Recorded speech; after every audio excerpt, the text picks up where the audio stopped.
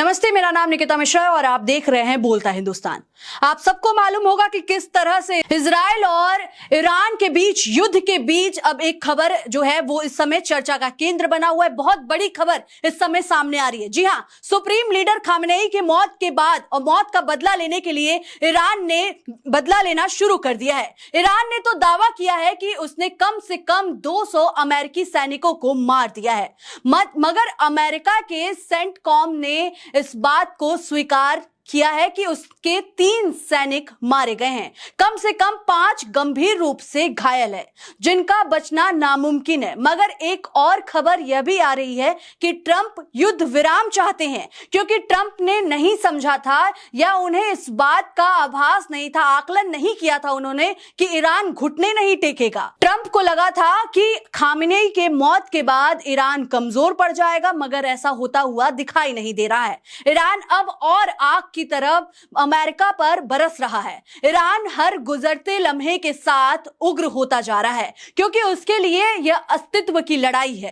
हो सकता है कि आखिरकार ईरान को इन बड़ी ताकतों के सामने हार का सामना करना पड़े, मगर वो घुटने नहीं टेकने वाला है। ट्रंप अब ये मान रहे हैं कि अभी और नुकसान हो सकता है। इन सब के बीच ईरान की सर्वोच्च राष्ट्रीय सुरक्षा परिषद के सचिव ने साफ शब्दों में कहा है कि ईरान अमेरिका के साथ किसी भी तरह की बातचीत नहीं करेगा। उन्होंने उन तमाम खबरों को खारिज कर दिया है जिसमें कहा जा रहा था कि तेहरान ने मध्यस्थों के जरिए वॉशिंगटन ने दोबारा बातचीत की कोशिश की है। अली लारजनी ने एक्स पर पोस्ट कर अमेरिका के राष्ट्रपति ट्रंप पर तीखा हमला बोला है। उन्होंने आरोप लगाया है कि ट्रंप ने अपनी झूठी उम्मीदों के जरिए पूरे क्षेत्र को अशांति में धकेल दिया है। और वहीं आपको बता दें कि उन्होंने आगे कहा कि ट्रंप अब अमेरिकी सैनिकों के मारे जाने से टेंशन में है।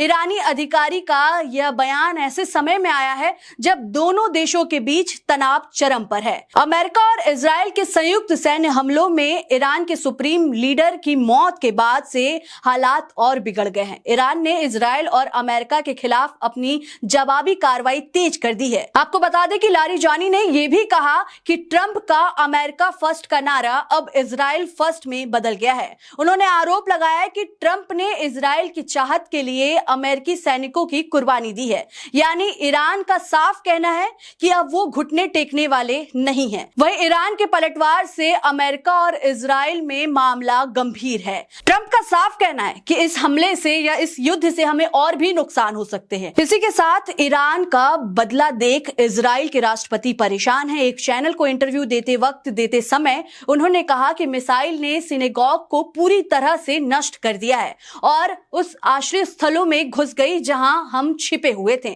उन्होंने सचमुच एक स्कूल में बमबारी करके 85 लड़कियों को मार डाला। उनकी धृष्टता को देखिए। इसी के साथ ये इजराइल के जो राष्ट्रपति का इंटरव्यू है, जो ये कह रहे हैं, उनके वीडियो इस समय सोशल मीडिया पे काफी वायरल है और कई लोग कह रहे हैं, कई यूजर्स कह रहे हैं कि कुछ देर और अगर ये बोलते तो शायद आंखों से आंसू भी आ जाते। वहीं सूत्रों के मुताबिक राष्ट्रपति ट्रंप युद्ध विराम चाहते हैं। बताया जा रहा है कि ट्रंप को शायद यह अंदाजा नहीं था कि खामेनेई के मौत के बाद ईरान घुटने नहीं टेकेगा। अमेरिका को लगा था कि नेतृत्व खत्म होने की ईरान कमजोर पड़ जाएगा, लेकिन उल्टा हो गया। ईरान हर गुजरते पल के साथ और उग्र होता जा रहा है। उसके लिए यह सिर्फ राजनीतिक लड़ाई नहीं है, अस्तित्व की लड़ाई है। अस्तित्व की लड़ाई बन चुकी है। ट्रंप ने भी अब माना है कि आगे और नुकसान हो सकते हैं। उधर इजराइल ने भी स्थिति तनावपूर्ण है।